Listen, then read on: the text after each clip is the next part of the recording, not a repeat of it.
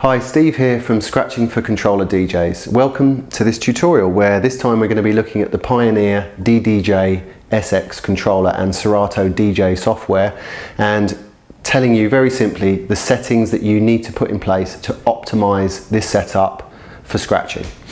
So the good news is the Pioneer, it's a great controller, it's a popular controller, and it's pretty good for scratching. I've been having a lot of fun with it over the last 10 minutes or so, and it's well built, and there should be nothing holding you back from being able to scratch pretty proficiently on this controller, as long as you've got the settings right. So let's get straight into that.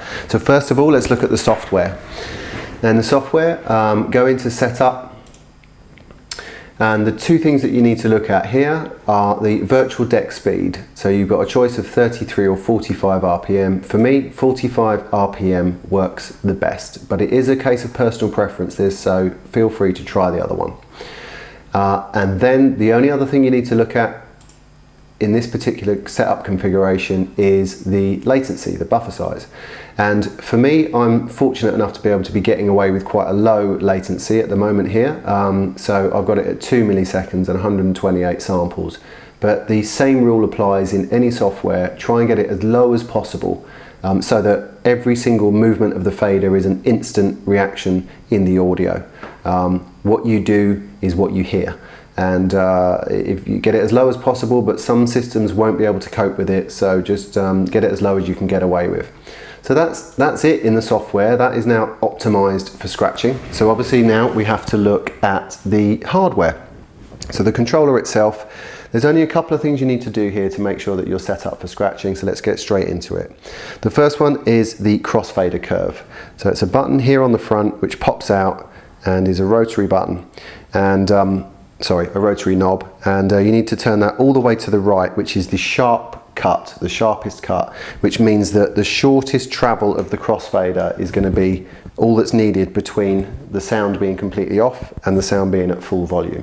So you can get really good sharp cuts, and also if you're moving on to things like crabs and flares, that's the setting you're going to need. The crossfader on the DDJ-SX is replaceable, which is great news because you're going to wear it out with all your practice, so that's a good little feature. Next, moving on to the sensitivity of the jog wheels. You've got a setting again on the front of the unit, one for each jog wheel, and I found that just the maximum sensitivity was the best here.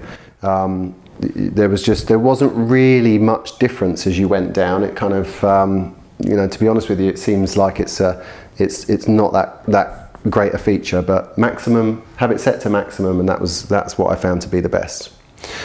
Okay, really important if you're going to do any scratching is that you need to have your jog mode set to vinyl. Otherwise, you're not even going to be able to grab your sound. You'll be touching the jog wheels and thinking, this isn't working, I can't scratch with it. So that needs to be set to vinyl. And really important, slip mode, which is here, that needs to be off. Slip mode is a feature that means that if you stop or manipulate the track in any way, say you're doing some scratching with it, the track will carry on playing underneath, and when you let it go, it will jump to that point. So obviously you don't want that, so that needs to be off. The only other things you need to look out for on this controller are just the proximity of the deck assign buttons and also the sync button to the jog wheel. They're quite close, so if you're doing some frantic scratching, frantic practice, you could possibly hit those buttons when you might not want to, so just be mindful of that. So that's it. So with the Crossfader Curve set to sharp, your jog wheel senses all the way to the right, vinyl mode on, slip mode off, and the other settings that we went through in the software there with the latency and the deck speed, that's all you need to do. You're totally optimized for scratching now. So once you've got those settings in place, if your scratching is not sounding right, then you need more practice because it's not the gear. So without further ado, let's have a little demo just to show you what can be done on this controller once you've got those settings set up.